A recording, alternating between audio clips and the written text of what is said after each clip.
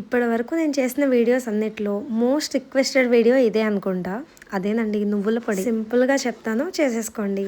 First మూకుడులో వేడైన తర్వాత 1 spoon శనగపప్పు, 2 స్పూన్ల మినపప్పు, కొద్దిగా ఆవాలు, జీలకర్ర వేసి బాగా వేయించండి.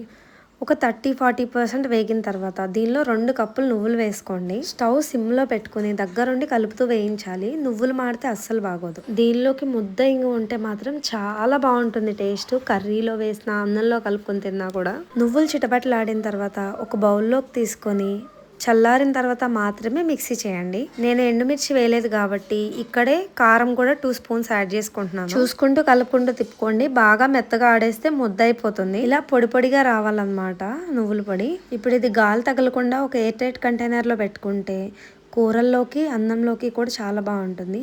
అన్నంలో తినేటప్పుడు ఉప్పు కలుపుకోండి. ఈ నువ్వుల పొడి చేసిన వాళ్ళందరూ ఫోటో షేర్ చేయడం మర్చిపోవద్దు. బాయ్.